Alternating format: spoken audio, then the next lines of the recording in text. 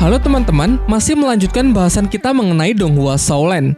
Jika kemarin kita sudah membahas kisah Tang San dalam upayanya meramu obat untuk kakek Dugu, serta berkultivasi hingga mencapai level 37, di kesempatan kali ini kita akan bercerita mengenai Tang San yang akan kembali ke Akademi Sri Lanka setelah setengah tahun pergi. Namun sebelum mulai, saya masih belum bosan untuk mengingatkan, spoiler warning bagi kalian yang belum dan ingin menonton Donghuanya secara langsung, karena konten kali ini pasti akan mengandung banyak spoiler. Baiklah, tanpa berlama-lama lagi, mari kita mulai.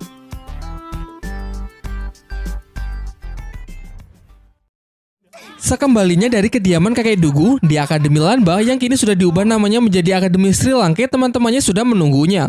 Kemudian sebagai hadiah, Tang San memberikan masing-masing untuk mereka tanaman obat langka yang dapat meningkatkan kekuatan sesuai jenis roh pelindung mereka, termasuk kepada Master Xiao. Untuk Su Ying, Tang San memberikan sebuah tanaman bunga spesial yang bernama bunga bulu perindu. Sangat cocok untuknya karena Tang San menyadari hubungan spesialnya dengan Dai Mubai. Lalu ia mulai menceritakan sebuah legenda mengenai bunga tersebut. Dahulu kala ada seorang pemuda yang sangat menyukai berbagai macam bunga. Pemuda ini memiliki sebuah kebun bunga yang senantiasa ia jaga dan ia rawat sepenuh hati. Dari sekedar menyiraminya hingga bahkan sampai menyenandungkan nyanyian untuk bunga-bunganya tersebut setiap malam sembari menikmati indahnya rembulan. Kebersamaannya dengan bunga-bunga membuat hidupnya merasa sangat bahagia, dan sebaliknya ia akan teramat sedih ketika ada bunga yang layu. Rasa cintanya ini menggerakkan hati dari sang Dewi Bunga yang tinggal di kerajaan langit. Sampai suatu ketika secara diam-diam beliau turun ke bumi untuk menemui si pemuda pencinta bunga lalu menikahinya. Namun sayangnya hubungannya tersebut tidak mendapatkan restu dari langit yang memiliki aturan bahwa dewi dan manusia tidak diperbolehkan menikah. Jelas mengetahui hal ini membuat Kaisar Langit begitu murka sehingga menarik sang dewi kembali ke alam surgawi dan takkan pernah mengizinkannya untuk turun ke bumi lagi. Sementara si pemuda yang kini telah kehilangan kekasihnya tentu merasa sangat sedih dan depresi sehingga hari-harinya yang suram melalaikan tugasnya untuk merawat bunga-bunga di kebunnya. Semakin lama kebunnya tersebut mulai hancur dan tanaman-tanaman yang dulu berseri perlahan juga mulai mati. Hingga suatu hari seorang kakek tua menemuinya dan menjelaskan bahwa sebenarnya bunga putih di kebun si pemuda merupakan jelmaan dari sang Dewi Bunga. Sehingga jika bunga sampai mati maka jiwa dari sang dewi juga akan lenyap. Mempercayai hal itu, si pemuda pun mulai sadar kesalahannya yang menelantarkan bunga-bunga di kebunnya. Ia pun mulai bangkit dan kembali merawat bunga-bunga di kebunnya tersebut.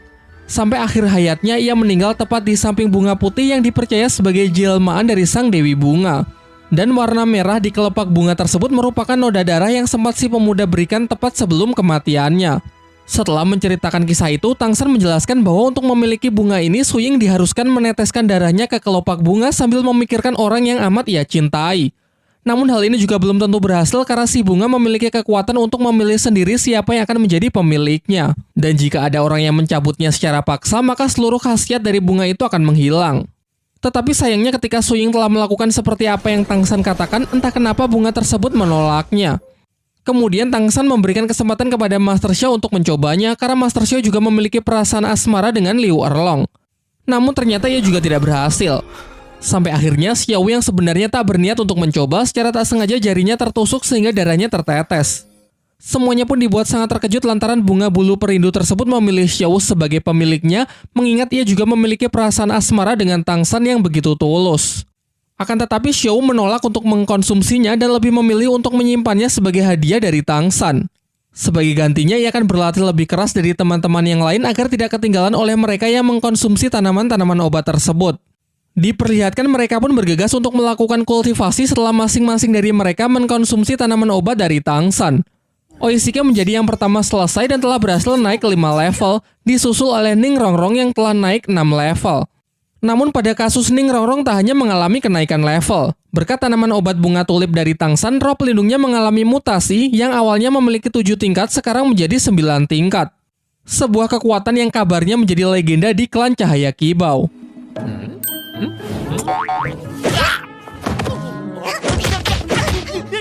Di tengah kegembiraan mereka, tiba-tiba mata iblis ungu milik Tang San lepas kendali, kekuatan penglihatannya meningkat pesat. Dalam hati ia sendiri sangat terkejut, karena peningkatan dari kekuatan matanya ini dalam sekte Tang padahal dikatakan hanya sebuah legenda belaka. Selanjutnya Su Ying juga telah selesai dengan kultivasinya. Ia merasa kalau kini ia telah naik sebesar 7 level. Begitu pula dengan Mang Houjun. Ia merasa bahwa api Phoenix miliknya kini jauh lebih murni.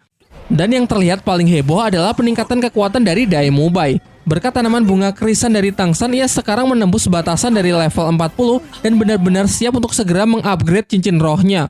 Sementara itu, Master Xiao juga dibuat sangat terkejut dengan khasiat dari tanaman Tangsan yang ia konsumsi. Seperti yang telah dijelaskan bahwa kekuatan roh pelindung Master Xiao mengalami mutasi yang membatasinya mentok berada di level 30. Namun sekarang batasan tersebut telah berhasil ia tembus sehingga ia punya harapan untuk meningkatkan levelnya lebih tinggi. Namun ia menjelaskan bahwa di usianya yang sekarang akan menjadi berat baginya untuk mengejar ketertinggalannya. Oleh karena itu, ia tak berharap banyak dan menegaskan bahwa harapan terbesarnya kini berada pada murid-muridnya saja.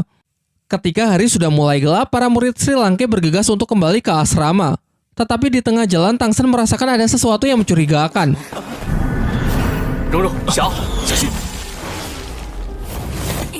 Dan benar saja, tiba-tiba muncul seorang pria besar berjubah yang langsung menyerang mereka. Dengan kerjasama tim yang semakin baik, mereka pun berhasil melumpuhkan pria misterius tersebut.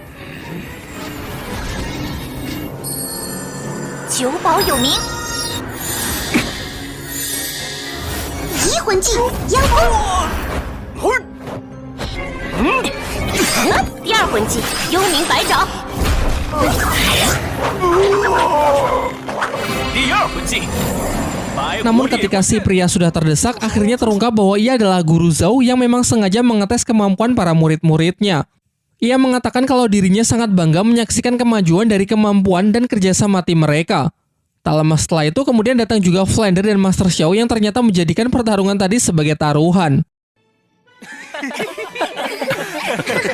Keesokan paginya kakek Dugu bersama Duguyan datang ke akademi untuk menemui Tangsan. Pada awalnya dengan sikap yang arogan, Duguyan meremehkan dan merendahkan Tangsan yang menurutnya lebih lemah dari dirinya. Sampai kemudian sang kakek menjelaskan bahwa Tangsan sudah jauh berkembang semenjak pertarungan mereka dulu di arena roh. Secara kemampuan ia ragu kalau cucunya tersebut bisa mengalahkan Tangsan dengan kemampuannya yang sekarang. Selain itu ia juga mengkritik sikap Duguyan yang kekanak-kanakan padahal secara usia Tangsan lebih muda darinya namun sikapnya jauh lebih dewasa. Lalu ia juga menjelaskan mengenai tujuannya datang ke sini adalah untuk meminta bantuan kepada Tangsan agar bersedia menyembuhkan racun di dalam tubuh cucunya tersebut sama seperti apa yang telah ia lakukan terhadap dirinya.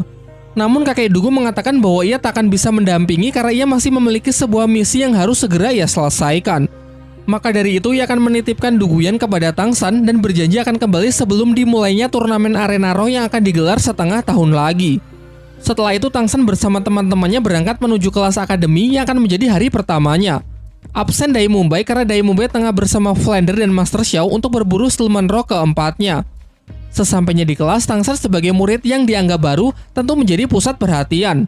Terlebih lagi ia terlihat sangat dekat dengan Xiao yang menjadi primadona di kelas tersebut.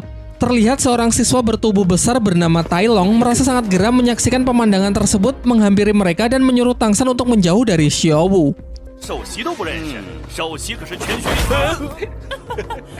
Tai Long lalu menantang Tangsan untuk bertarung 1 lawan 1. Jika Tangsan menang, ia bebas duduk di samping Xiao. Namun jika kalah, maka Tangsan harus pergi meninggalkan tempat ini. Tantangan tersebut pun Tangsan terima. Tai Long kemudian menunjukkan kekuatan roh pelindungnya, yaitu King Kong Raja Hutan dengan level yang setara dengan Tangsan.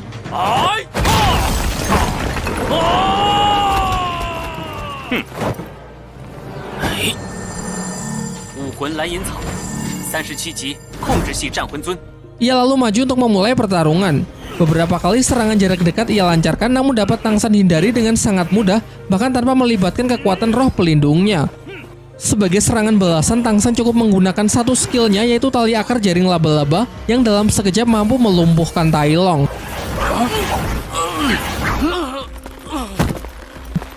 Tepat setelah itu, seorang guru datang dan langsung menyalahkan Tangsan karena menindas teman sekelasnya di hari pertama.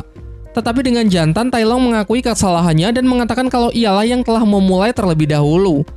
Setelah kelas berakhir, ternyata Tai Long masih belum terima dengan hasil pertandingan tadi pagi. Lantas ia pun kembali menantang Tangsan untuk berduel, namun kali ini hanya pertarungan fisik tanpa boleh menggunakan kekuatan roh pelindung. Tangsan pun sepakat dan mengikuti Tai Long yang menentukan lokasi pertarungan mereka agar tidak ada orang yang ikut campur. Tentu kali ini ia merasa jauh lebih percaya diri karena dilihat dari tampilan fisiknya yang berotot, jelas bisa dengan mudah mengalahkan Tangsan yang kurus kecil. Namun lagi-lagi dugaannya tersebut salah besar. Dengan piawai, Tangsan dapat mengatasi serangan dari Tai Long yang nampak hanya mengandalkan otot besarnya saja. Berulang kali ia mencoba, berulang kali pula ia mendapatkan pukulan dari Tang San. Sampai-sampai tubuhnya tak lagi sanggup berdiri sehingga mau tidak mau ia harus kembali mengakui kekalahannya. Kemudian saat Tang San dan Xiao jalan-jalan di kota untuk mencari makan siang, mereka malah menemukan dua prajurit yang terbunuh di jalanan yang sepi. Dari simbol yang tertinggal mengingatkan Tang San dengan simbol sebuah tempat pelelangan di kota yang sebelumnya pernah ia lihat. Karena penasaran dengan apa yang sebenarnya terjadi di tempat pelelangan, ia bersama Xiao bergegas pergi ke rumah pelelangan tersebut. Di pintu masuk, mereka dihadang oleh para penjaga karena tidak memiliki kartu anggota. Dan jika harus membeli kartu anggota, ternyata harganya juga sangat mahal. Namun, seorang wanita memberikan alternatif lain jika mereka tetap ingin masuk, yaitu mereka harus memiliki barang yang cukup berharga untuk bisa dilelang.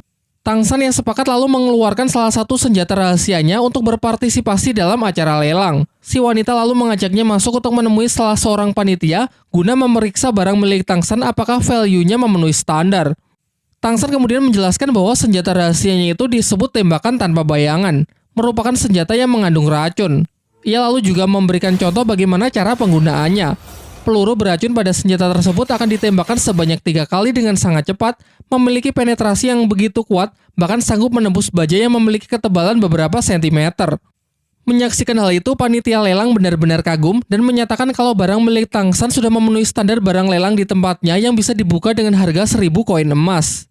Di ruang pelelangan, Tang San bertemu dengan dua orang tamu lain yang bernama Ning Fengxi dan Chen Xin, di mana Ning Fengxi adalah pemimpin dari klan Cahaya Kibau sekaligus ayah dari Ning Rongrong, sementara Chen Xin adalah kakek angkatnya. Ning Fengxi lalu menjelaskan mengenai kebusukan dari tempat lelang ini yang melelang apa saja termasuk manusia.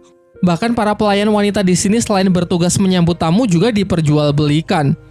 Masuk ke acara pelelangan, kali ini yang menjadi objek lelang adalah seorang gadis yang roh pelindungnya mengalami mutasi, sehingga mengubah penampilannya menjadi sosok unik menyerupai kucing. Pada awalnya, Xiao yang emosi hendak menggunakan cara kekerasan untuk membebaskan gadis kucing tersebut. Namun Ning Fengxi yang juga ingin menyelamatkan si gadis menggunakan cara sesuai aturan, yaitu dengan melemparkan harga tertinggi. Pihaknya sempat bersaing dengan tamu lain yang merupakan salah satu anggota bangsawan kerajaan Tiando yang pernah menyulitkan orang-orang Sri Lanka di Akademi Tiando. Tetapi pada akhirnya Ning Fengxi berhasil menang setelah memberikan harga yang terbilang tidak masuk akal. Selanjutnya tibalah senjata rahasia milik Tang San yang menjadi objek barang lelang. Ning Fengxi yang merasa tertarik dengan kehebatan senjata tersebut memutuskan untuk mengambilnya dengan harga yang juga sangat mahal. Tentu saja karena klan Cahaya Kibau masuk dalam kategori 3 klan terkaya di dunia Daoluo. Sampai-sampai tak enak sendiri karena barangnya dihargai begitu mahal, Tang San memberikannya bonus yaitu sebuah busur kecil yang juga merupakan salah satu senjata rahasia ciptaannya. Sementara itu, ayah Tai Long yang mendengar kabar kalau putranya dihajar habis-habisan oleh siswa lain merasa tak terima dan berniat datang ke akademi untuk membuat perhitungan. Terlihat wajah Tai Long yang merasa malu dengan sikap ayahnya sendiri yang masih menganggapnya sebagai anak kecil. Singkat cerita, setelah acara pelelangan berakhir, Tang San dan Xiao kembali ke akademi. Namun di depan gerbang, Tai Long bersama sang ayah telah menunggunya. Ayah Tai Long lalu mengatakan kalau ia tak terima putranya dipukuli oleh Tang San sehingga ia ingin memberinya pelajaran.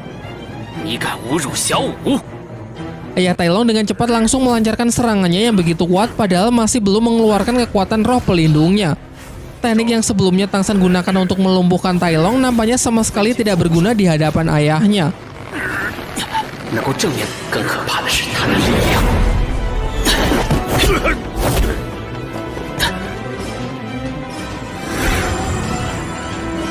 Terlihat ayah Tai Long yang merasa geram akhirnya juga menggunakan kekuatan roh pelindungnya yaitu King Kong Raja Hutan dengan 5 cincin roh dan level lebih dari 50. Secara membabi buta ia terus melancarkan serangannya hingga menghancurkan tempat tersebut. Akan tetapi Tang San masih bisa bertahan di udara dengan memanfaatkan tulang roh dan jaring tali akarnya untuk membuat sebuah parasut.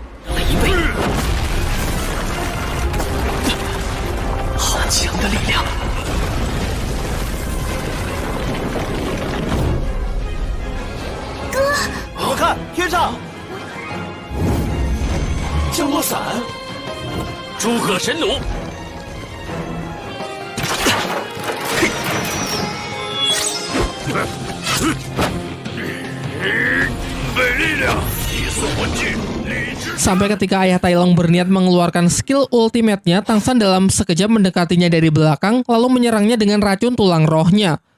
Kini ayah Tai Long yang sudah meremehkan Tang San di awal harus tunduk karena efek racun tersebut dengan segera menyebar dan melumpuhkan sistem syarafnya. Sementara Tai Long yang menyaksikan kekalahan ayahnya sangat emosi dan memaksa masuk ke dalam pertarungan untuk menyerang Tang San.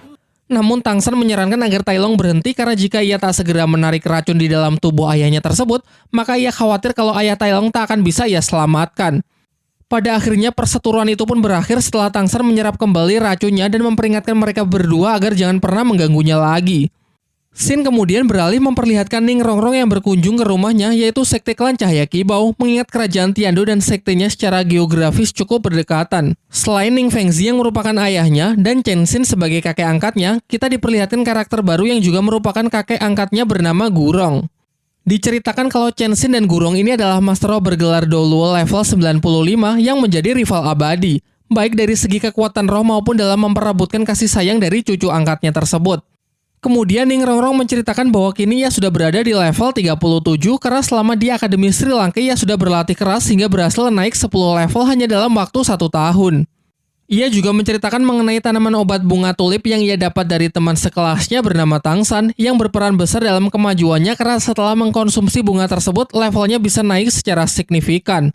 Selain itu kini roh pelindungnya juga telah mengalami mutasi dari yang awalnya pagoda 7 tingkat menjadi 9 tingkat. Hal ini membuat Ning Fengzi benar-benar terkejut karena pagoda 9 tingkat selama ini hanya menjadi kekuatan legenda bagi sektenya. Berkat pencapaian putrinya yang begitu luar biasa, Ning Fengzi lalu menghadiahkan senjata rahasia yang ia dapat dari tempat pelelangan sebelumnya. Namun Ning Rongrong yang merasa tidak familiar dengan senjata tersebut bertanya bagaimana ayahnya bisa mendapatkan senjata rahasia ciptaan dari Tang San, teman sekelasnya. Ia lalu menunjukkan senjata yang sama dan mengatakan kalau ia juga punya beberapa koleksi yang lain yang jauh lebih hebat. Untuk membuktikan betapa hebatnya senjata rahasia buatan Tang San, Ning Rongrong mengajak mereka keluar untuk mempraktekannya. Kakek Chen Xin lalu maju untuk menjadi sukarelawan.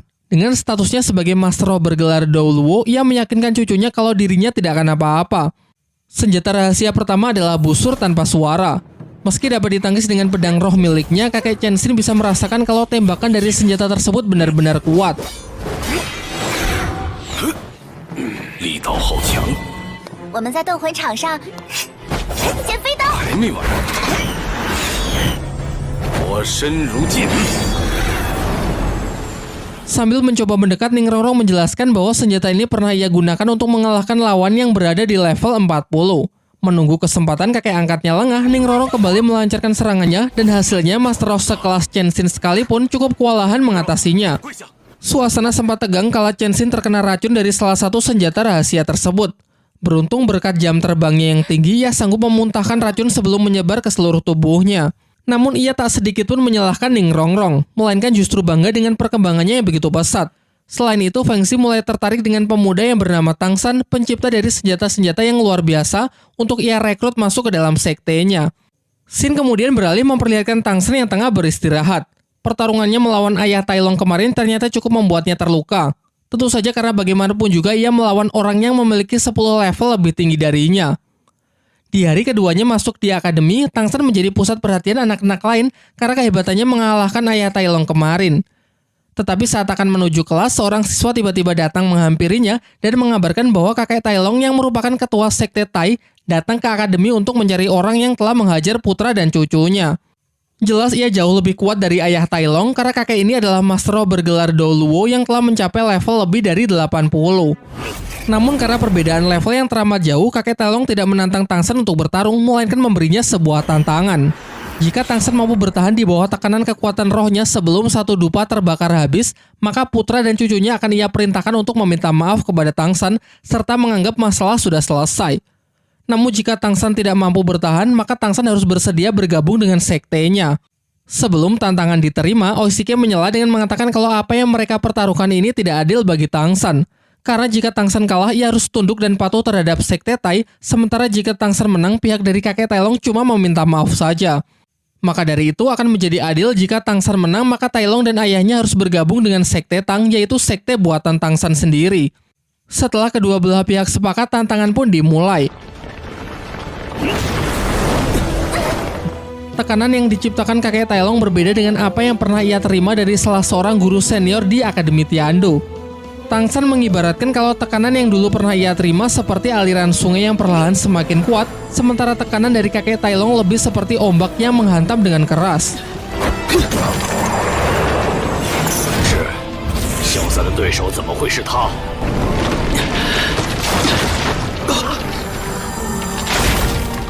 Dari kekuatan roh rumput biru perak hingga tulang roh laba-laba masih belum cukup untuk menahannya. Xiao yang cemas membawa Guru Zhou untuk menghentikan mereka. Namun Guru Zhou juga tidak bisa berbuat apa-apa karena lawan Tang San memiliki kekuatan yang jauh lebih kuat dari dirinya. Di bawah tekanan yang semakin menggila, Tang San yang tidak punya pilihan lain mencoba menahannya dengan kekuatan roh pelindung Palu Hou-Tian di tangan kirinya yang selama ini ia selalu sembunyikan.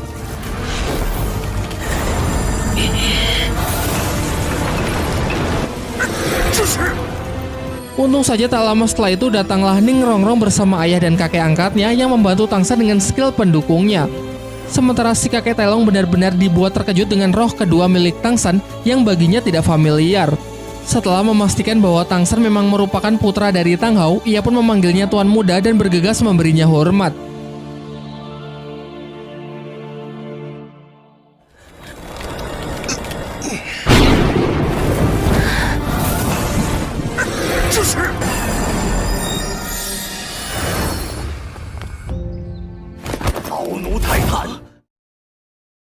Setelah tahu kebenaran bahwa anak di hadapannya adalah putra dari majikannya, secara pribadi kakek Tailong pun mengajak Tang San bicara.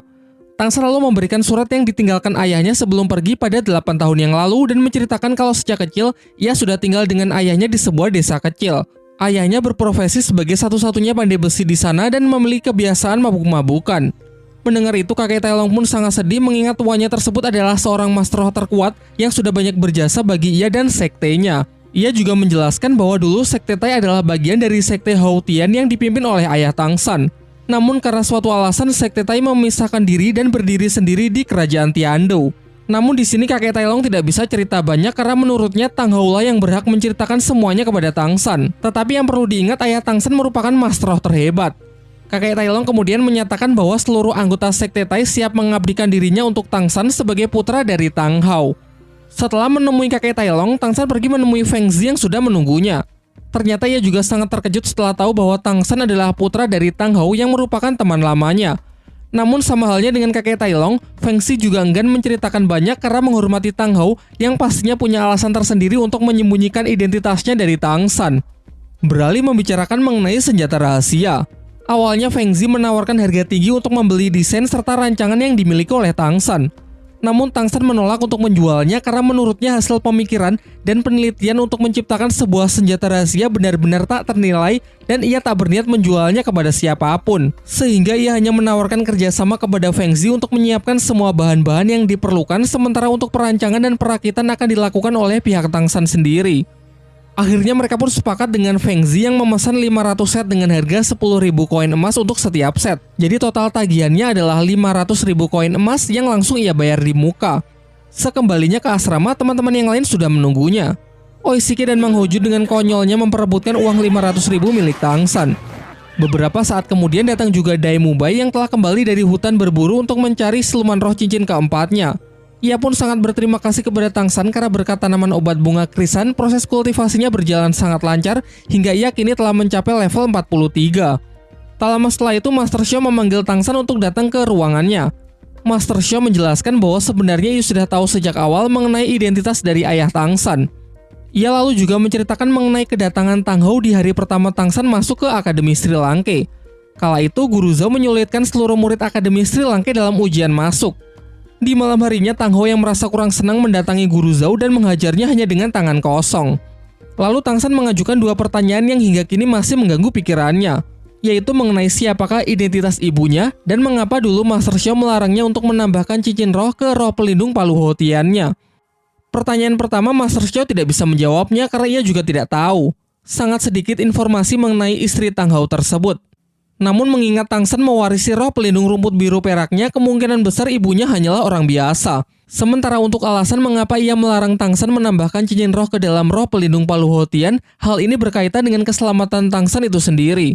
Ia menjelaskan bahwa dalam sejarah dunia dahulu tercatat sejauh ini hanya ada 3 pemilik roh pelindung ganda termasuk Tang San. Sayangnya orang pertama mati setelah mencoba menambahkan cincin roh ke dalam kedua roh pelindungnya.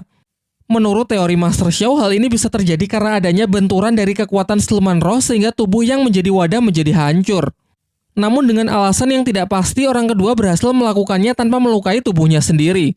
Ia menduga hal ini mungkin berkaitan dengan ketahanan tubuh. Maka dari itu ia ingin Tang San melatih tubuhnya terlebih dahulu sampai cukup kuat untuk menahan benturan kekuatan siluman roh yang terjadi. Sementara untuk alasan lain, sebenarnya ia dan Tang Hao memiliki rencana untuk mengisi palu Houtian milik Tang San dengan seluruh cincin roh dari siluman roh berusia puluhan ribu tahun. Tetapi tentu saja hal itu hanya bisa dilakukan jika tubuh Tang San sudah benar-benar kuat. Selain melatih ketahanan tubuh, Master Xiao juga masih memiliki rencana cadangan, yaitu dengan mengalihkan seluruh kekuatan siluman roh ke dalam tulang roh untuk sementara saat proses kultivasi sedang berlangsung agar keduanya tidak berbenturan. Akan tetapi Master Xiao menyarankan Tang San agar tidak memusingkannya terlebih dahulu dan lebih baik fokus saja untuk mempersiapkan diri dalam turnamen Akademi Roh yang kurang dari setengah tahun lagi akan dimulai. Bicara soal turnamen roh, Tang San sebenarnya cukup khawatir dengan Xiao Wu karena enggan untuk memakan tanaman obat darinya sehingga Xiao Wu adalah satu-satunya orang di tim yang belum mencapai level 40. Di malam harinya saat Tang San berjalan dengan Xiao Wu, ternyata tadi siang Xiao Wu menguping pembicaranya dengan Master Xiao mengenai Tang San yang mengkhawatirkan dirinya. Untuk meyakinkan Tang San kalau ia tidak akan menjadi beban tim, Xiao pun menantangnya untuk berduel 1 lawan 1.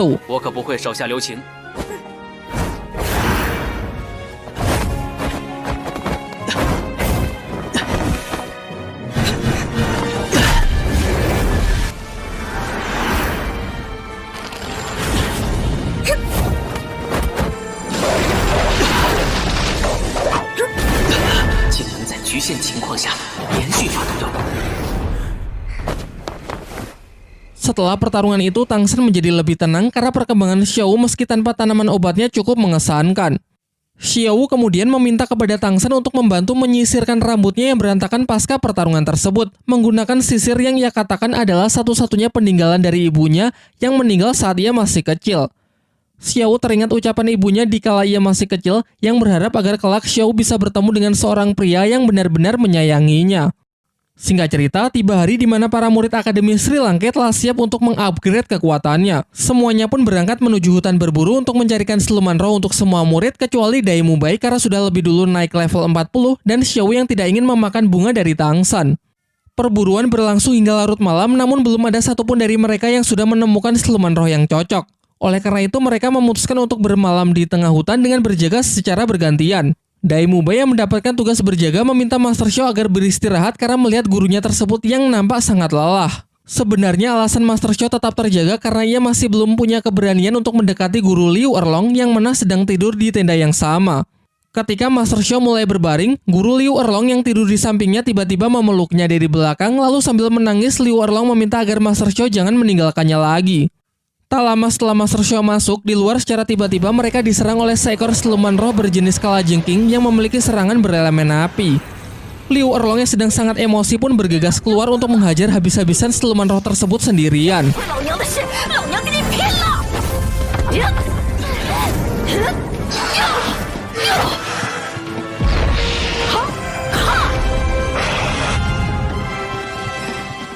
Dari sini untuk pertama kalinya kita diperlihatkan kekuatan asli dari guru Liu Erlong.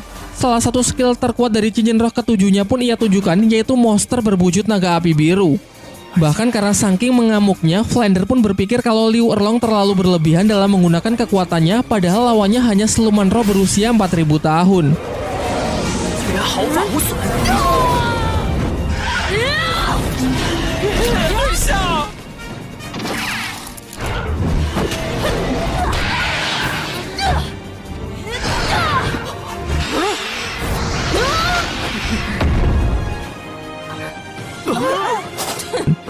Setelah siluman itu dihajar habis-habisan hingga tak berdaya, lalu ia menyuruh Mang Ho Jun melakukan last hit untuk segera menyerap cincin rohnya karena basic kekuatan Mang Ho Jun adalah elemen api, jadi pasti akan sangat cocok dengan siluman yang satu ini. Semalaman si gendut berkultivasi untuk menyerap cincin roh keempatnya, dan kini ia telah berhasil mengunlock skill keempatnya, yaitu ledakan bola api magma. Setelah itu mereka bergegas untuk melanjutkan pencariannya menyusuri hutan. Dan tiba-tiba dalam perjalanan mereka dikepung oleh asap merah muda yang beracun. Untung saja Tang San memiliki bunga yang mengeluarkan aroma pengusir racun untuk melindungi semuanya. Dengan mata iblis ungunya ia dapat melihat bahwa ternyata mereka telah dikepung oleh ribuan kalajengking merah muda jenis siluman roh dengan racun mematikan dan selalu melakukan penyerangan secara berkelompok bersama sang ratu kalajengking yang bertindak sebagai pemimpin. Mereka menduga kalau ratu kalajengking ini mungkin adalah pasangan dari kalajengking api yang mereka kalahkan semalam.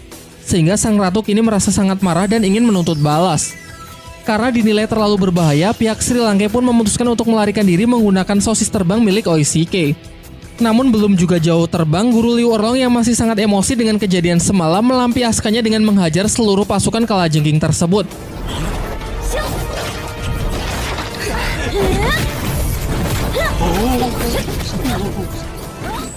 Para kalajengking kecil berhasil dipukul mundur hingga sang ratu kalajengking sendirilah yang turun tangan. Sementara pihak Sri Lanka memerintahkan Tangsan dan Mang Hojun maju menggunakan serangan kombinasi sekalian untuk mencoba seberapa kuat skill baru dari pemilik roh pelindung burung phoenix tersebut.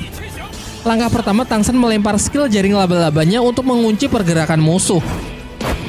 Sementara Mang Hojun berusaha mendekat sembari mengumpulkan energi roh untuk melepaskan skill terbarunya, yaitu ledakan bola api magma.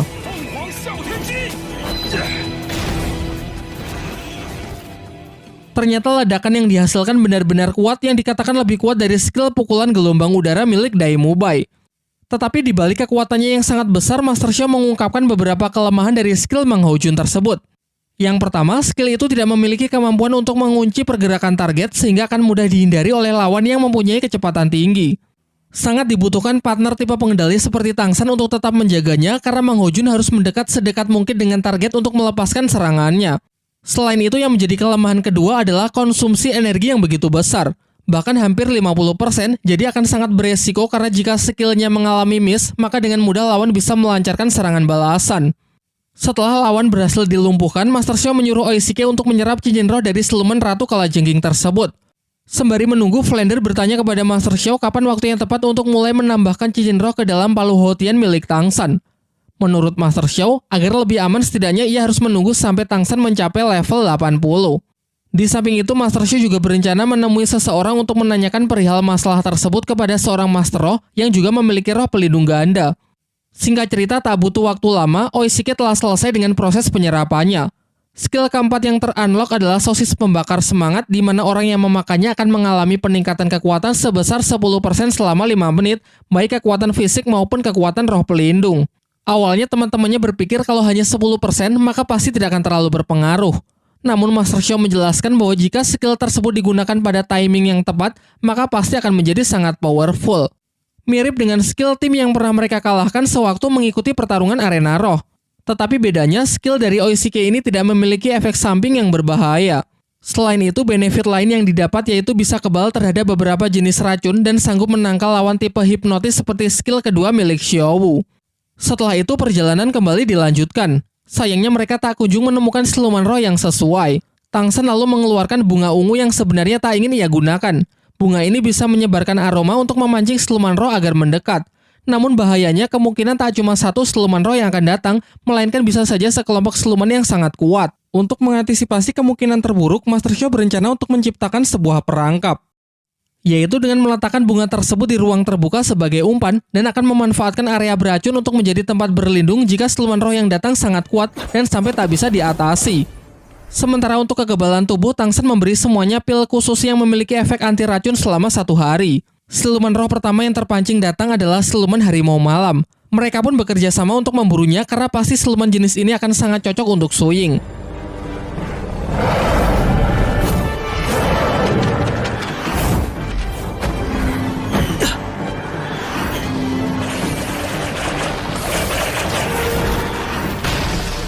Ketika semuanya merasa telah menang melihat si harimau berhasil ditangkap oleh Tangsan, ternyata sang siluman ini tak selemah itu. Makhluk tersebut kembali menyerang dengan kemampuan unik, yaitu bisa membuat bayangan pengecoh.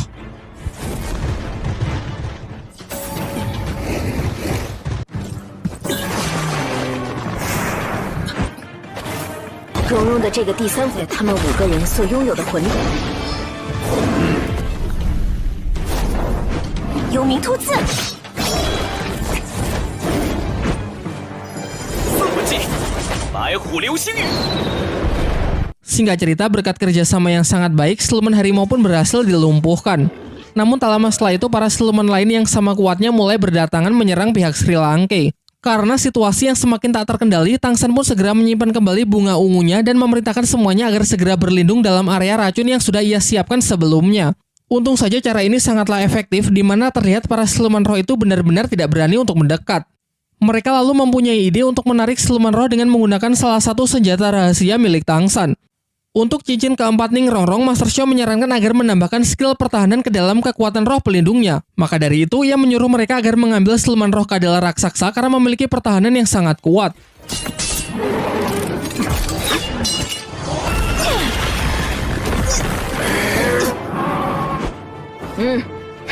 知道了，知道了。 Upayanya berjalan lancar, siluman kadal itu berhasil mereka lumpuhkan. Sekarang tiba giliran Tangsan untuk memilih siluman roh yang sesuai. Tangsan sendiri memiliki keinginan untuk mengambil cincin roh siluman laba-laba penggali. Namun keinginannya tersebut mendapatkan tantangan keras dari Master Xiao karena resikonya terlalu tinggi. Sudah jelas Tangsan tahu kalau siluman laba-laba penggali itu berusia lebih dari 10.000 tahun, yang mana kekuatannya terlalu besar untuk bisa diserap oleh kapasitas tubuh Tangsan saat ini. Ia menyarankan agar Tangsan mengambil siluman laba-laba berwajah manusia saja yang berusia 6.000 tahun karena menurut Master Xiao itu sudah lebih dari cukup. Tetapi Tangsan yang sangat ambisius tetap ingin mengambil siluman pilihannya sendiri. Ia meyakinkan para gurunya bahwa ia harus mendobrak batasannya mengingat lawan yang nantinya mereka hadapi dalam turnamen Akademi Roh pasti akan sangat kuat. Dan jika ia tak mempersiapkan diri dari sekarang, maka ia tak yakin akan bisa bertahan. Semuanya pun sudah tidak bisa berkata apa-apa lagi dan hanya bisa percaya dengan keyakinan yang dimiliki oleh Tangsan. Kemudian Guru Zhao dan Flander secara bersamaan mengarahkan senjata ke siluman tersebut. Namun ternyata siluman itu cukup pintar yang mana ia sengaja menangkisnya dengan jaring untuk menangkap pihak Tangsan. Ketika siluman laba-laba penggali itu berusaha melarikan diri, kepala Akademi Flander segera mengejar dengan memanfaatkan lemparan dari Guru Zhao dan skill ketujuh dari roh pelindung burung hantu miliknya. Sempat terjadi aksi kejar-kejaran di antara mereka, sampai akhirnya dengan bantuan dari kepala Akademi Flander, Tangsan berhasil melumpuhkan siluman tersebut lalu segera kembali ke tempat teman-temannya. 老子就不叫四眼猫精。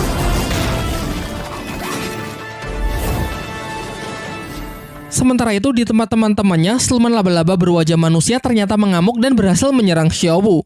Sayangnya Tangsan yang baru saja kembali tidak sempat untuk menolongnya.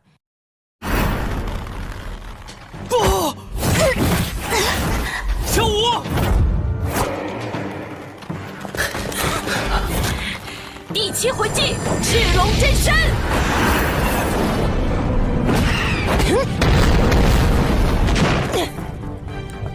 Melihat Xiao Wu yang dibuat terluka parah, Tangsan yang sangat emosional mendekati sang siluman yang sudah tidak berdaya, kemudian menyerap seluruh energi roh dari siluman itu, yang mana ini merupakan kemampuan lain dari tulang roh milik Tangsan.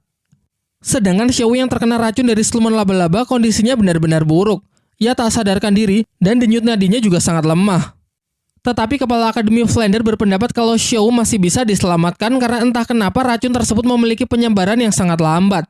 Kemudian dengan sedikit menyalurkan energi rohnya, Flander berhasil mengeluarkan racun di tubuh Xiao Wu. Dan setelah Xiao Wu siuman, barulah terungkap bahwa ternyata penyebaran racun yang sangat lambat disebabkan oleh tanaman bunga bulu perindu dari Tangsan yang masih ia simpan. Nampaknya energi yang dikeluarkan bunga itulah yang melindungi Xiao Wu. Di sisi lain, pelukan hangat dari Guru Liu Erlong membuat Xiao Wu merasa sangat nyaman. Xiao Wu mengatakan kalau pelukan ini mengingatkannya dengan almarhum ibunya yang meninggal saat Xiao Wu masih kecil. Tangis haru pun menyertai momen tersebut, apalagi saat Guru Liu Erlong berkata bahwa ia tak keberatan kalau Xiao Wu ingin memanggilnya dengan sebutan ibu. Sementara Tangsan setelah tahu kalau Xiao Wu baik-baik saja segera kembali dan berniat melanjutkan tujuannya untuk menyerap cincin roh dari siluman laba-laba penggali yang berhasil ia kalahkan sebelumnya. Namun semuanya yang merasa sangat cemas meminta Tangsan agar mempertimbangkannya lagi mengingat siluman roh tersebut memiliki usia lebih dari 10.000 tahun yang mana kemungkinan besar bisa membahayakan diri Tangsan. Tetapi tekad Tangsan kali ini sudah benar-benar bulat. Ia pun bergegas pergi membawa siluman laba-laba penggali untuk ia serap cincin rohnya di danau es dan api milik kakek Dugu dan berjanji kepada semuanya bahwa ia pasti akan kembali dengan selamat. Setelah menyaksikan momen haru tersebut, kepala Akademi Flander mengajak Master Xiao pergi untuk bicara empat mata. Singkat cerita, sampailah Tangsan di danau es api dan segera memulai proses kultivasinya. Dan benar saja, apa yang menjadi kekhawatiran Master Xiao benar-benar terjadi. Nampak proses penyerapan tersebut begitu menyakitkan sampai-sampai seluruh urat nadinya berubah warna menjadi hitam. Di dalam tubuhnya mengalami gejolak yang luar biasa hingga pada akhirnya karena beban yang terlalu berat, energi roh Tangsan pun mulai padam. Diperlihatkan tubuhnya seperti mati rasa dan pikirannya terlempar ke masa lalu saat ia terjatuh ke dalam lembah neraka.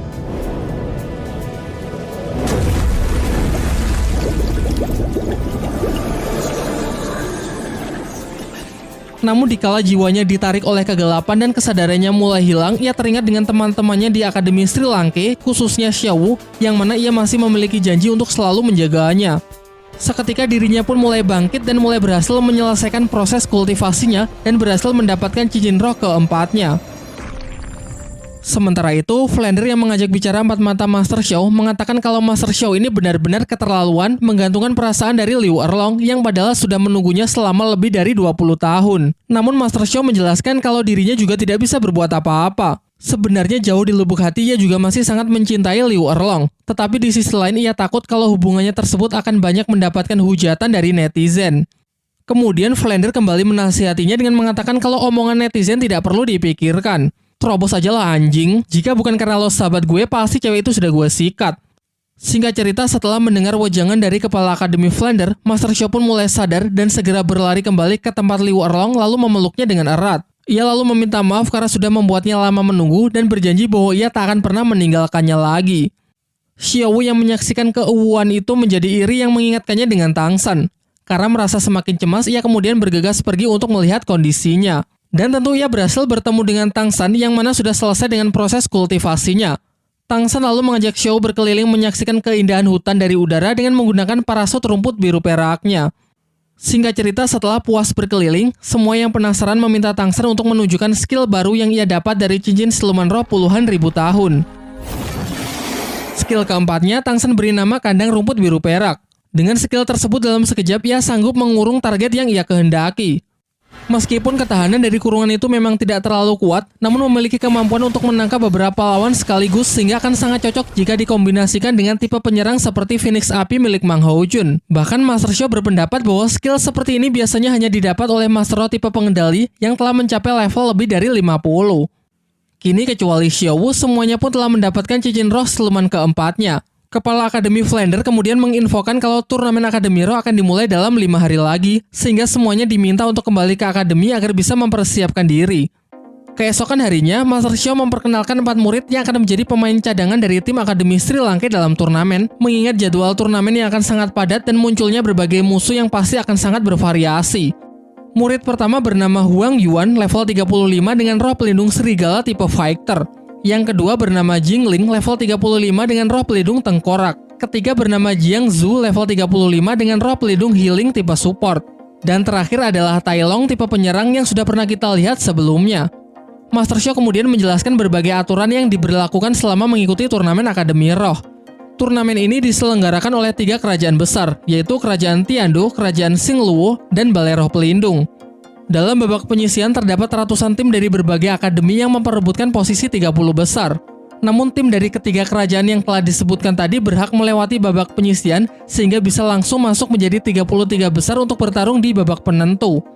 Di sepanjang pertarungan dilarang membunuh satu sama lain dan tidak diperbolehkan menggunakan senjata selain kekuatan roh pelindung, yang mana hal ini berarti senjata rahasia milik Tangsan juga tidak boleh digunakan.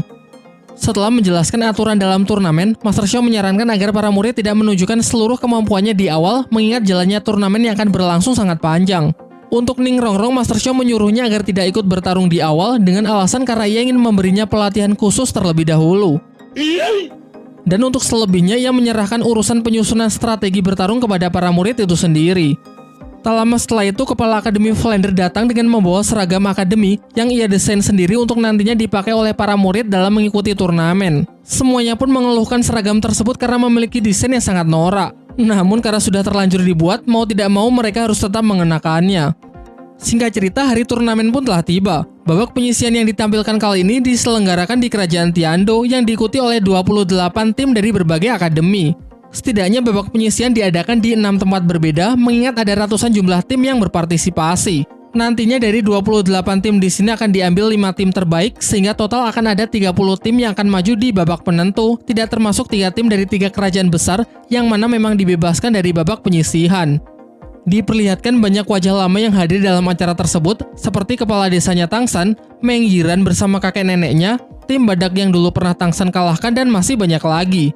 Di menara paling atas terdapat 3 tamu undangan terhormat yang memberikan sambutannya dalam pembukaan turnamen Akademi Roh terbesar di dataran Daoluo tersebut. Yang pertama ada Ning Fengzi, pemimpin dari sekte klan Cahaya Kibau yang sekaligus ayah dari Ning Rongrong. Kemudian ada Master Roh perwakilan dari kerajaan Balai Roh Pelindung yang bernama Salas. Dan tentu saja yang berada di tengah adalah sang kaisar dari kerajaan Tiandou. Terlihat banyak tim dari berbagai akademi elit yang memasuki acara. Setelah kaisar kerajaan Tiandou membuka turnamen melalui sambutannya, semua tim pun diarahkan menuju gedung yang akan menjadi arena pertarungan mereka. Jenis pertarungan kali ini adalah pertarungan 7 lawan 7. Tamu undangan perwakilan dari Balai Roh Pelindung yang bernama Salas maju untuk mengundi tim mana yang akan bertarung terlebih dahulu. Setelah pengundian dilakukan, beberapa pasang tim disebut untuk saling berhadapan di putaran pertama, termasuk tim Akademi Sri Lanka yang harus menghadapi tim kedua dari Akademi Tiandou. Namun yang perlu diingat, mereka ini bukan tim yang dulu pernah dilawan oleh Tangsan ya. Kalau kalian masih ingat, kerajaan Tiandou itu memiliki 2 kuota untuk mengikuti turnamen. Tim utama yang diketuai oleh Yu Tianfeng mendapatkan prioritas, yaitu bebas dari babak penyisihan. Sementara tim keduanya ini harus mengikuti babak penyisihan seperti kebanyakan akademi lain. Sebelum memasuki arena, Kepala Akademi Flander memberi challenge kepada murid-muridnya untuk menyelesaikan pertarungan dalam waktu 1 menit. Penyusunan strategi dipercayakan kepada Tangsan. Dalam pertarungan kali ini, ia memutuskan untuk memakai dirinya, Xiao Wu, Dai Mumbai, serta keempat murid cadangan yang direkomendasikan oleh Master Xiao. Kedua tim pun maju memasuki arena.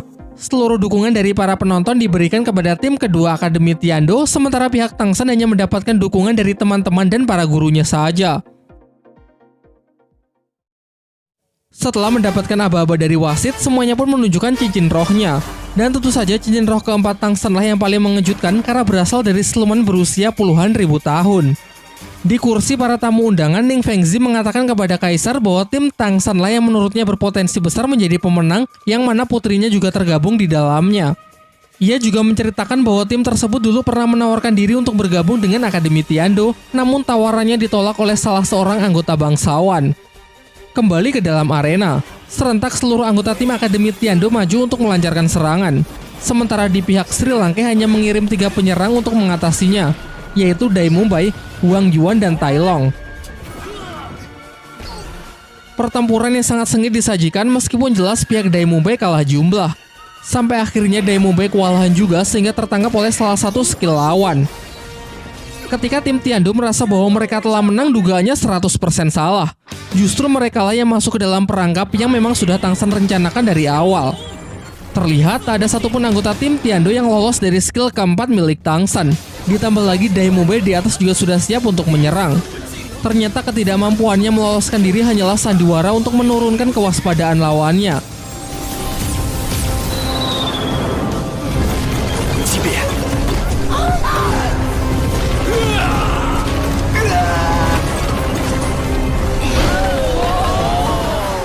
Dengan ini pertarungan pun berakhir dengan kemenangan mutlak tim Akademi Sri Lanka.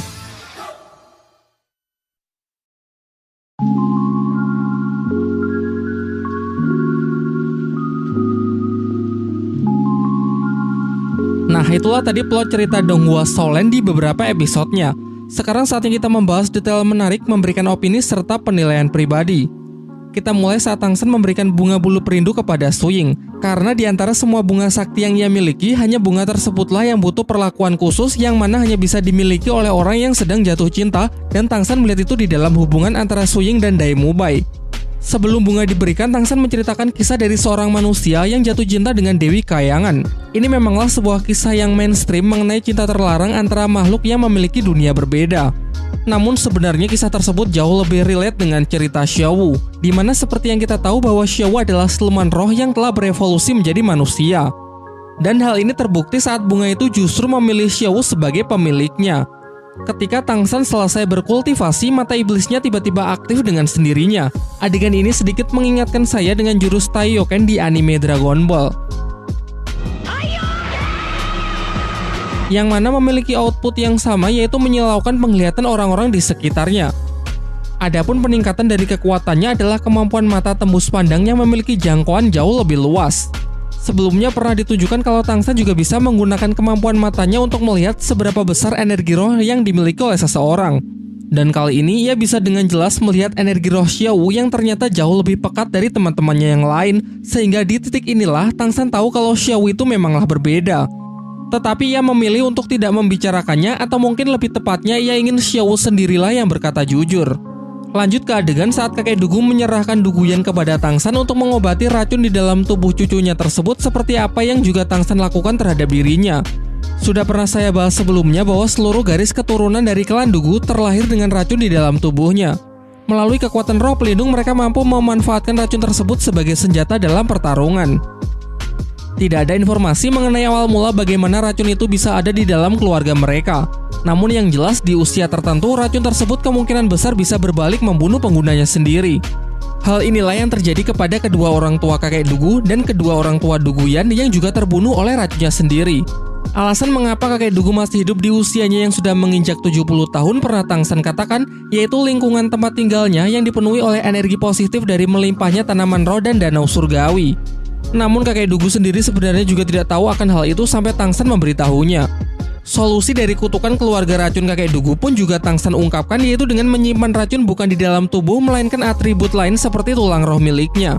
Kalau saya boleh berteori, mungkin racun yang didapat oleh seluruh garis keturunan kakek Dugu berasal dari nenek moyangnya yang merupakan jelmaan dari siluman ular giok yang berevolusi menjadi manusia, kemudian menikah dengan kakek moyang dari kakek Dugu. Seperti yang kita tahu bahwa jenis roh pelindung bisa didapat melalui garis keturunan. Seperti halnya Tangsan yang mewarisi kekuatan rumput biru perak dari ibunya yang merupakan siluman roh rumput biru perak. Mungkin itu saja bahasan menarik dari cerita kali ini. Kalau kalian punya pendapat lain seperti biasa jangan ragu untuk menuliskannya di kolom komentar di bawah.